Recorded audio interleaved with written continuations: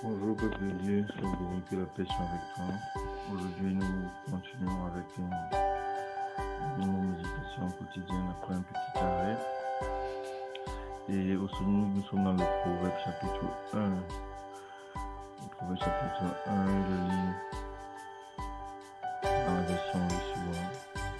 Au verset 7, il est écrit: la crainte de l'Éternel est le commencement de la science.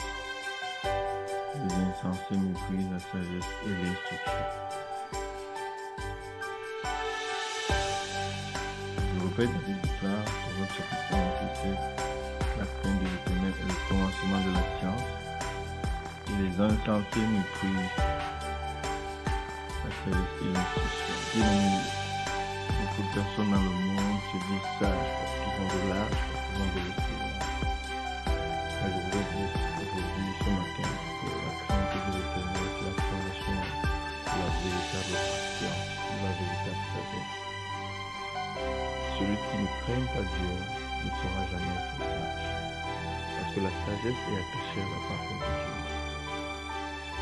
La science, la connaissance est attachée à la crainte de Dieu.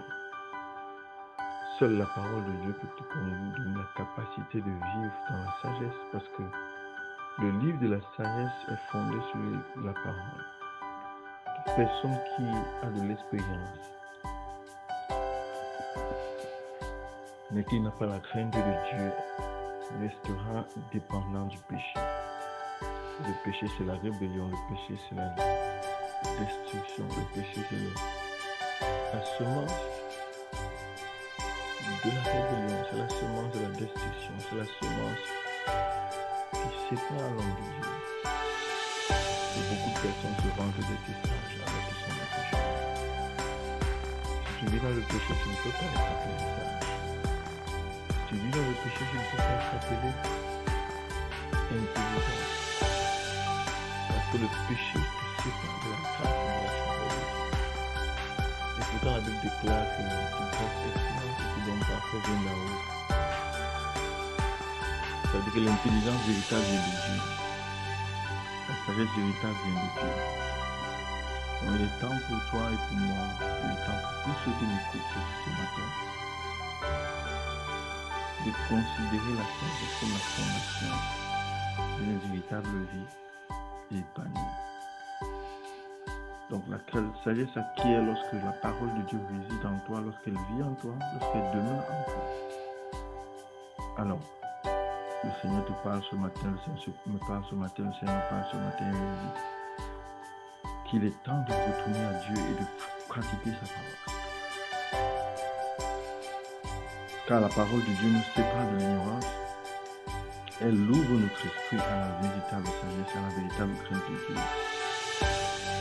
Et elle nous rend intelligence. Elle nous rend la capacité de comprendre les choses telles que Dieu les comprend.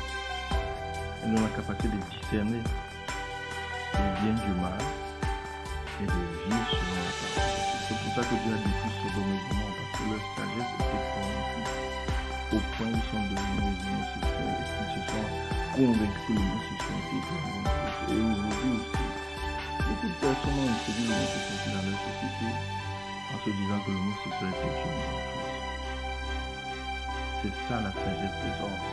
Elle est corrompue, souillée et abominable. Par contre, la véritable sagesse de Dieu, celle qui est pure, nous impose, nous amène, nous rappelle que la crainte de Dieu est la fondation de toutes choses. Alors, est-ce que tu marches dans la crainte de Dieu? Est-ce que tu vis de la crainte de Dieu? Est-ce que tu pratiques la crainte de Dieu? Ou est-ce que tu te vantes d'être sage, loin de la présence de Dieu? Pense à ta vie bien-aimée ce matin. Pense à l'éternité et réconcilie-toi, repens-toi et change d'attitude. Arrête de te considérer sage alors que tu ne crains pas Dieu. Le véritable sage est celui et celle qui craint Dieu. La personne intelligente est celle qui pratique la parole de Dieu et qui marche fidèlement selon ses enseignements. Que la paix soit avec toi pendant que tu te réconcilies avec Dieu, pendant que tu retournes à ton Créateur. Shalom.